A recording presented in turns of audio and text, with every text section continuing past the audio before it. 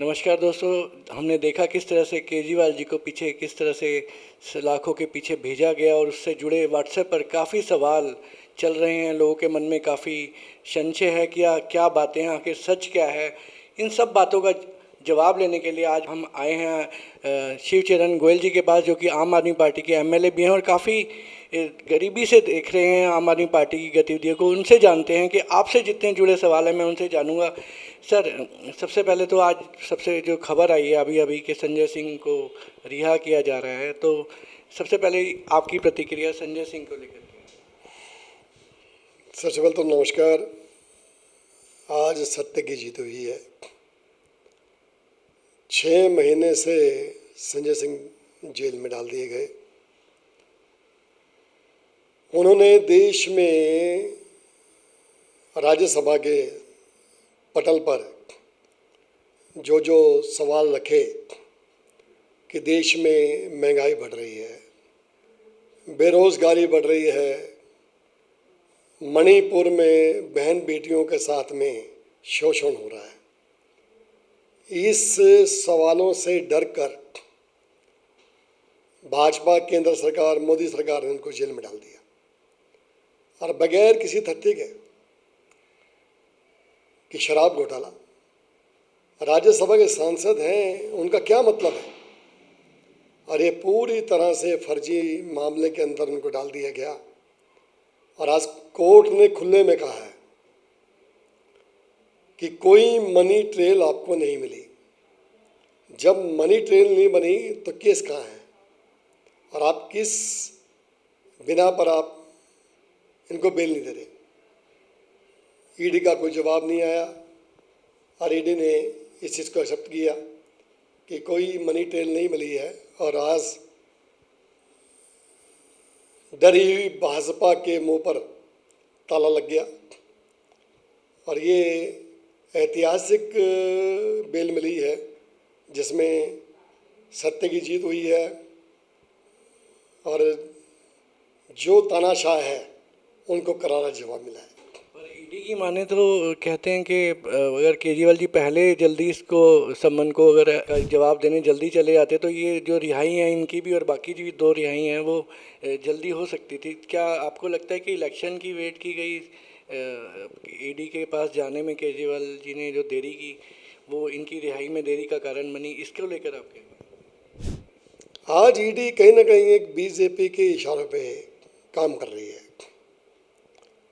जब हमारे पास पहला नोटिस आया ईडी का, अरविंद केजरीवाल जी बकायदा ईडी ऑफिस गए हैं और पूरे उनके सवालों के जवाब दिए हैं। जब दूसरा नोटिस आया तब भी ईडी ऑफिस गए हैं। जब तीसरा उनके पास नोटिस आया है तब उन्होंने ईडी से पूछा है कि आप मेरे से जो पूछ रहे हैं, आप मेरे से मुख्यमंत्री के नाते पूछ रहे हैं, मेरे से आप पार्टी के कन्वीनर संयोजक के नाते पूछ रहे हैं, आप मेरे से पूछ किस नाते रहे हैं और मैं किस चीज़ के लिए आपका मैं जवाब लेके आऊँ?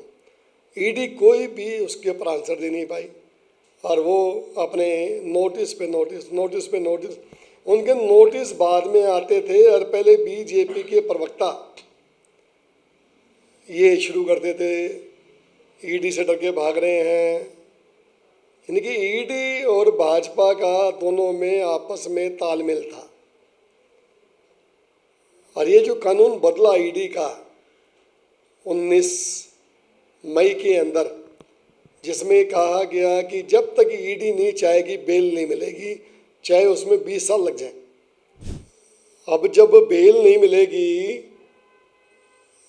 तो आप अभियुक्त के ऊपर अभी तक भी ट्रायल शुरू नहीं हुआ। 2 साल हो चुके हैं इस केस को और अभी तक कोई ट्रायल शुरू नहीं हुआ।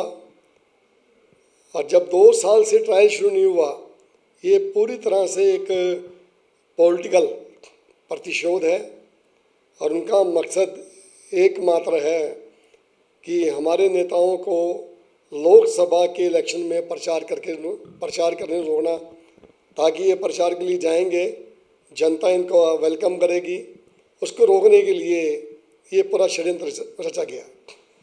अभी जो रामलीला में रैली हुई उसमें भी काफ़ी लोगों ने, और जो व्हाट्सएप पर सवाल चल रहे हैं कि केजरीवाल जी ने इन्हीं लोगों के खिलाफ रैली की थी, आज उन्हीं के साथ उनका समर्थन लेने की क्या ऐसी ज़रूरत पड़ गई केजरीवाल सरकार को कि उनका समर्थन लेना पड़ा, जिनके विरोध में कभी केजरीवाल जी ने काफ़ी बातें उठाई थी, उनके भ्रष्टाचार को लेकर काफ़ी उन्होंने मांग की थी कि इस तरह की जो पार्टियां हैं ये देश के लिए गलत हैं, आज उन्हीं का सहारा ऐसा लेना पड़ा है। तो आप क्या कहेंगे इस विषय में? लोग काफ़ी जानना चाहते हैं कि ऐसी क्या जरूरत आ पड़ी इस बार।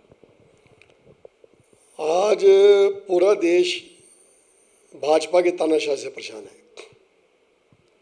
आप उठा के देखें, 12 लाख सुपर रिच परिवार देश छोड़ के जा चुके हैं। यदि यहाँ से लोग करोड़पति अरबोपति देश छोड़ के जाएंगे, वो क्यों छोड़ के जा रहे हैं? आज जिस तरह से ईडी सीबीआई एक उगाही का भाजपा का एक हथियार बन गया है। अभी जितना भी इलेक्ट्रल बॉन्ड अभी सामने आया, वो इलेक्ट्रल बॉन्ड में दो तरह के हिसाब किताब सामने आए। एक तो वो थे जिनके ऊपर ईडी ने सीबीआई ने छापे मारे, तब उन्होंने चंदा दिया, और एक वो थे जिन्होंने पहले चंदा दिया फिर उनको बड़े बड़े टेंडर मिले। अब एक कंपनी ने 150 करोड़ रुपए का चंदा दिया, उसको 15,000 करोड़ रुपए का टेंडर मिल गया। जहाँ सीबीआई गई, अब ये हमारे मुख्यमंत्री का जो केस है, जिस गवाह के ऊपर हमारे मुख्यमंत्री को गिरफ्तार किया गया, शरद चंद्र रेड्डी, जिसको जेल में डाला गया, डालने के बाद इसने 5 करोड़ रुपए भाजपा को इलेक्ट्रल बॉन्ड में दिए, और ये 6 महीने जेल में रहा, जिसको भाजपा किंग पिन कहती थी साउथ का। और 6 महीने के बाद इसको बेल पे छोड़ दिया गया, और 6 महीने तक 6 स्टेटमेंट हैं इसकी, शरद रेड्डी की, कि मैं अरविंद केजरीवाल से आज तक नहीं मिला, मैं उनसे कभी भी रूबरू नहीं हुआ। लेकिन जब 6 महीने उसको सड़ाया गया जेल के अंदर, जेल से बाहर निकलते ही उसने 55 करोड़ रुपए भारतीय जनता पार्टी को इलेक्ट्रल बॉन्ड में दिए। यदि किसी के सर पर आप पिस्तौल रख देंगे तो आपसे जो भी कहेंगे वो कहेगा। पहली बात तो ये है कि 60 करोड़ रुपए भाजपा के किस नेता ने उससे इलेक्ट्रल बॉन्ड में लिए? एक शराब माफिया से, जिसे जेल में सड़ाया।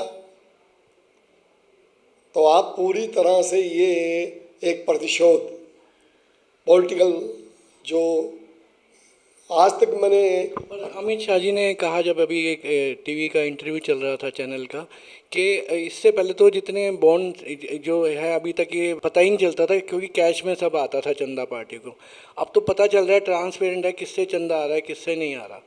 तो वो उनका कहना तो है कि सब पारदर्शी हो गया और एक नंबर के अंदर हो गया है, कि एक नंबर में आ रहा है, चेक से आ रहा है पार्टियों को।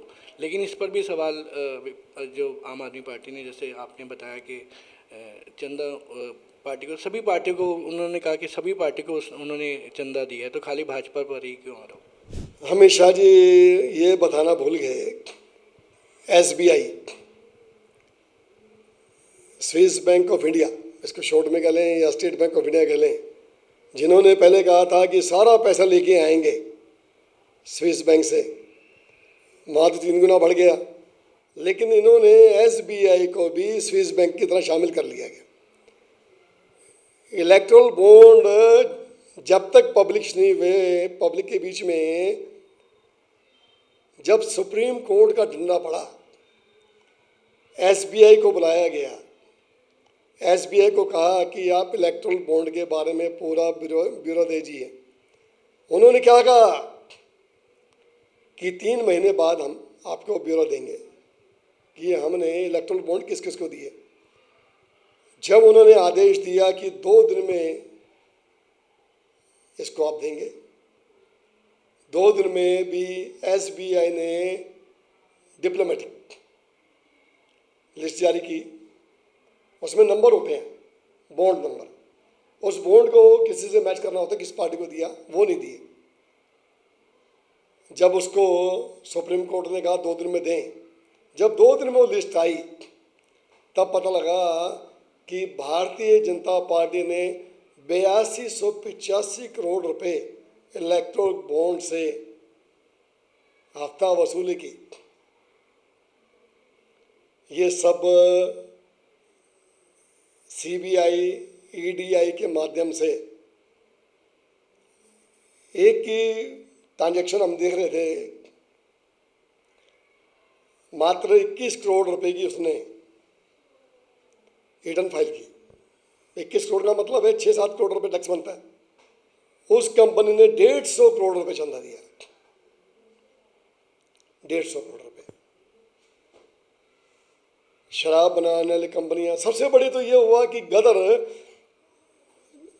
कोरोना के समय वैक्सीन बनाने वाली कंपनी से भी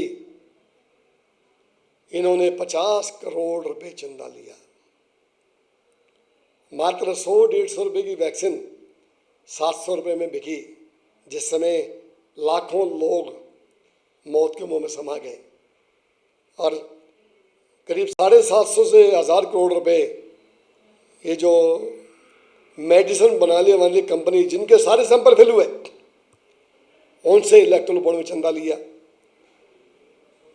ये तो लोगों की जान से खेल रहे हैं। ये भारतीय जनता पार्टी तो लोगों के मौत के सौदागर बने हुए हैं। शिवचंद जी, मैं आपसे जानना चाहूँगा, जहाँ युवा हम देखते हैं देश का, जहाँ 2014 के दोनों इलेक्शन की बात करें, जहाँ युवा था 6 महीने में उसी युवा ने मोदी जी को पसंद किया, वहीं केजरीवाल को पसंद किया। आज इस तरह की बात है, कहीं केजरीवाल जी अपने ही जाल में तो नहीं फंस गए? आज उनको, जहाँ वो सब भ्रष्टाचार की बात किया करते थे, आज वो भ्रष्टाचार में खुद अपने सवालों के जवाब, जो अपने उनके ऊपर आरोप हैं उनके जवाब देने में लग गए हैं। जनता को बता रहे हैं कि मैं दोषी नहीं हूँ। इस तरह के आरोप उनके ऊपर काफ़ी लग गए हैं।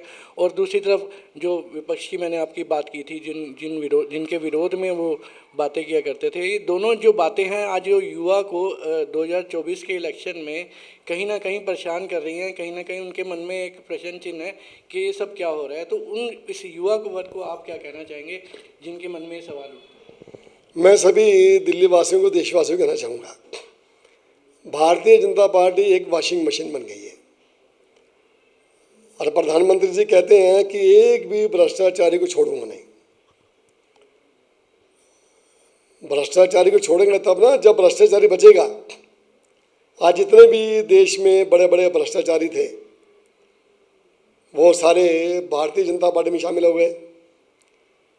आप देखें, मुझे याद है 27 जून को लास्ट ईयर प्रधानमंत्री जी गए महाराष्ट्र में, और उन्होंने कहा अजीत पवार 70,000 करोड़ रुपए का चक्की पीसिंग। और वो 4 दिन बाद महाराष्ट्र का उप मुख्यमंत्री बना दिया गया।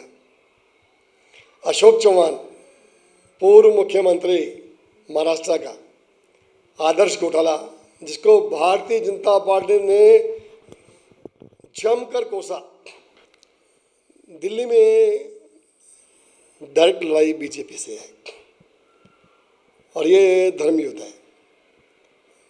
धर्म युद्ध के अंदर सबसे पहले तो जो सबसे बड़ा देश का दुश्मन है, आज हम लद्दाख में देखें, 6 महीने से एक जर्नलिस्ट अनशन में बैठे हुए हैं, और वो कह रहे हैं कि 4000 वर्ग किलोमीटर पे चाइना ने कब्जा कर लिया है, अपनी छावनियाँ बना ली हैं। प्रधानमंत्री जी कुछ नहीं बोल रहे। अरुणाचल प्रदेश पे उन्होंने पूरे अपने नाम लिख के भेज दिए चाइना ने, जिसके ऊपर हमारे विदेश मंत्री जयशंकर जी कह रहे हैं कि नाम बदलने से क्या होता है। नहीं होता तो कम से कम भी आप ठोक बजा के तो बात करें। आज पूरा देश जिस तरह से चाइना के आगे घुटने टेक रहा है, और आज देश को एक विकल्प चाहिए, और विकल्प विकल्प जो है, जो ये रामलीला ग्राउंड में जो रैली हुई 31 तारीख को, जो ऐतिहासिक रैली थी, जिसमें कि पूरे देश के तमाम घटक दल जो आज तक एक मंच पे इकट्ठे नहीं हुए थे, सारे इकट्ठे हुए।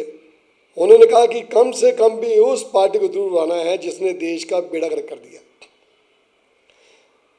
84% युवा आज देश में बेरोजगार है, महंगाई चरम सीमा पे है,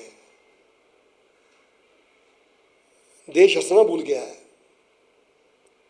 भूखमरी पूरे वर्ल्ड में हम नंबर 1 पे हैं।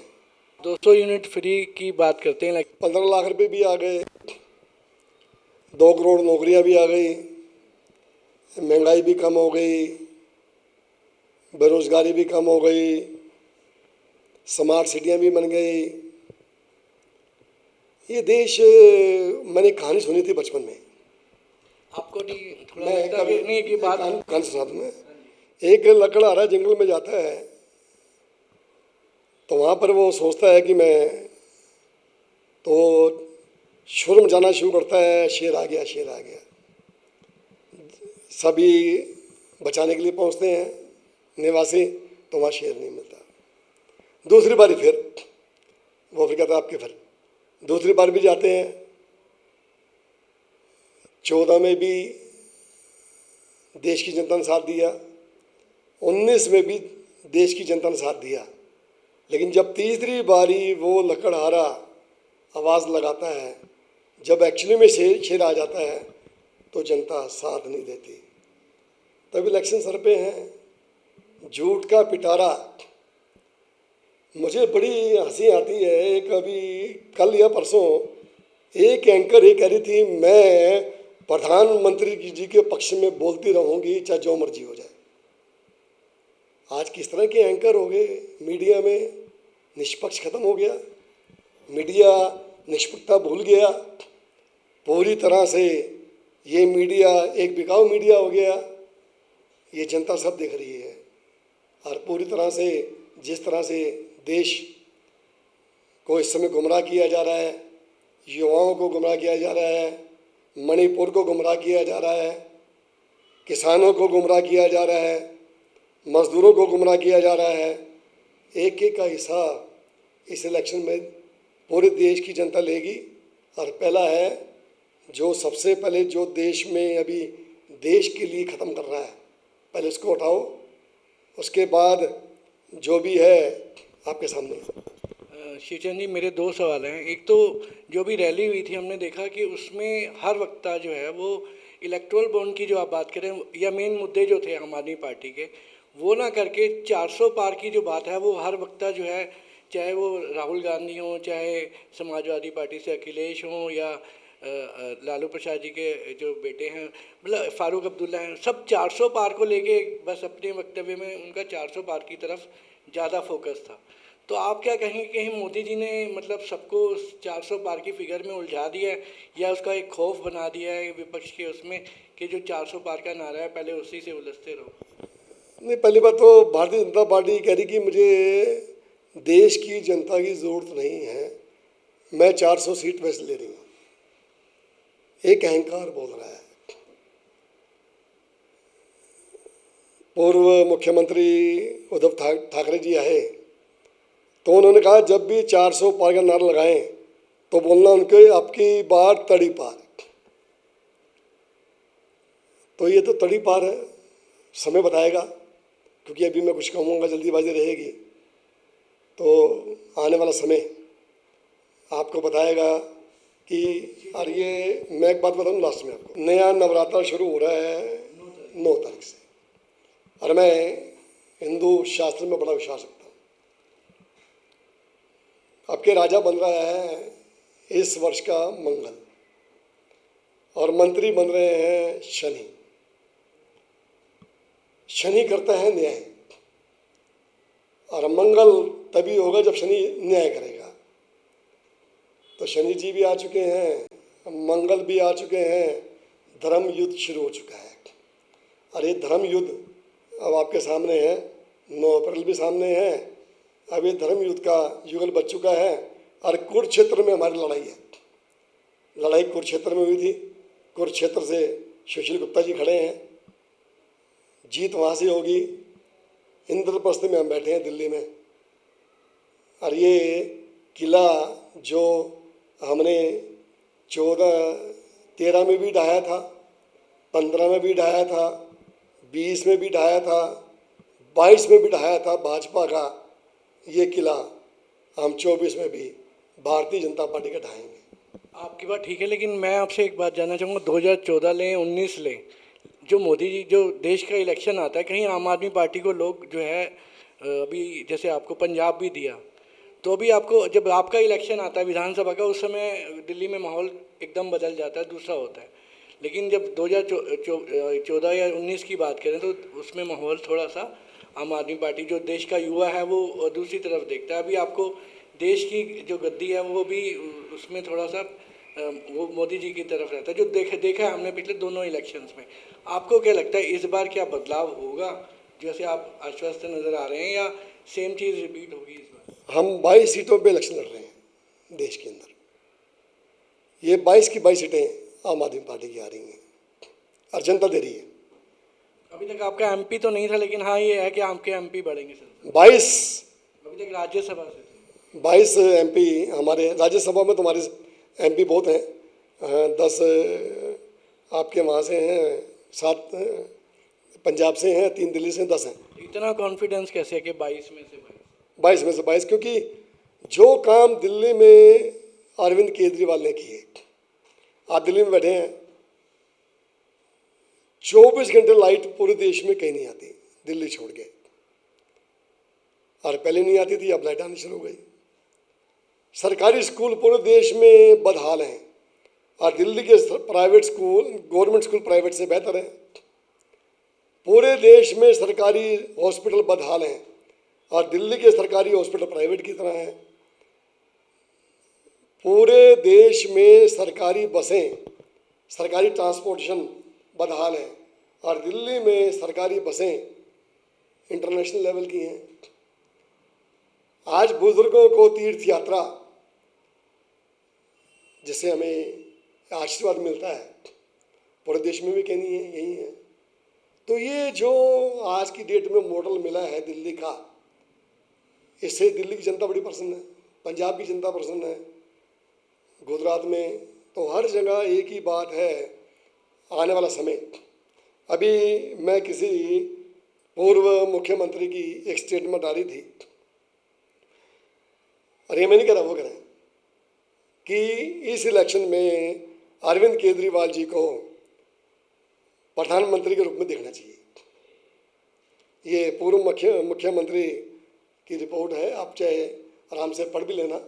तो आज पूरे देश में एक हवा चल पड़ी है कि अरविंद केजरीवाल, जिसके अंदर देश बदलने की क्षमता है, अब उसको क्या इसके लिए कांग्रेस तैयार होगी? मैं रहूँ, जो पूर्व मुख्यमंत्री ने कहा मैं वो कह रहा हूँ, मैं कुछ नहीं कह रहा, वो मैं उसकी बात कर रहा हूँ कि अब अरविंद केजरीवाल जी को लीड लेनी चाहिए। तो इसका मतलब है कि पूरा देश देख रहा है कि अरविंद केजरीवाल जो काम कर रहे हैं, 78 साल के इतिहास में कोई नेता नहीं कर पाया, और इसलिए जो भारतीय जनता पार्टी परेशान है, तानाशाही पर उतरी हुई है, और जितनी ये तानाशाही करेगी, जितनी देर अरविंद जेल में रहेंगे, ये उतने समय भारतीय जनता पार्टी के नाक में नकेल कसते रहेंगे। अब इनको समय बताएगा कि भारतीय जनता पार्टी का समय कितनी जल्दी आएगा। देश के लिए मैं इतना ही कहूँगा, आज जिस तरह से आम आदमी पार्टी के मुख्यमंत्री अरविंद केजरीवाल ने जैसे दिल्ली में काम किए, पंजाब में काम किए, और जिस तरह से बदला है दिल्ली को, तो मेरी सभी देशवासियों से ये अपील है, जिन्होंने सत्य की राह पर ऐसा मुख्यमंत्री जिन्होंने बदला और वो अपनी ईमानदारी से टस से मस नहीं हुए, उसको हर जगह बदनाम करने की कोशिश की, और दूसरी तरफ भारतीय जनता पार्टी जिसने महंगाई बढ़ाई, बेरोजगारी बढ़ाई, हर जगह झूठ का प्रचार, तो मैं आप सभी से कहूँगा, देश हित के अंदर आप सभी बढ़कर जो देश के लिए काम करे, आपकी कैपिटल दिल्ली के लिए काम करे, आप ऐसे आम आदमी पार्टी के हमारे मुखिया, ईमानदार मुखिया अरविंद केजरीवाल जी के हाथों को मजबूत करें। उनके हाथों को आप मजबूत करेंगे तो मेरा आपसे प्रॉमिस है, हर एक के घर में खुशहाली होगी। और हमने 6 गारंटी दी हैं रामलला के मंच पे। हर एक को बेहतर शिक्षा मिलेगी, हर एक को बेहतर इलाज मिलेगा, 24 घंटे बिजली मिलेगी, गरीबों को बिजली निःशुल्क मिलेगी, किसानों को एमएसपी जो लागू है वो पूरा का पूरा मिलेगा 1.5 गुना। तो जो भी हमने गारंटी की हैं वो हमारे मुख्यमंत्री अरविंद केजरीवाल ने जब तक जो भी कहा आज तक पूरा किया है। तो ये जो गारंटी है देश में खुशहाली लेके आएगी। मेरी आप सभी से हाथ जोड़ के विनती है कि आप एक ईमानदार नेता को आगे साथ दें, उनको वोट दें और आने वाला भविष्य एक उज्जवल बनाएं। और उनका उज्जवल तभी बनेगा जब ईमानदार मुख्यमंत्री अरविंद केजरीवाल जो देश में एक संदेश लेके आए हैं उनके हाथों को मजबूत करेंगे। शुक्रिया, धन्यवाद। तो ये थे शिवचरण गोयल जी। मैंने लगभग सभी सवाल जो लोगों के मन में और व्हाट्सएप पर चल रहे हैं सभी सवालों के जवाब शिवचरण जी से लिए हैं और मेरे को उम्मीद है आप आश्वस्त होंगे शिवचरण जी के जवाबों से। शिवचरण जी बहुत बहुत धन्यवाद, आपने इस समय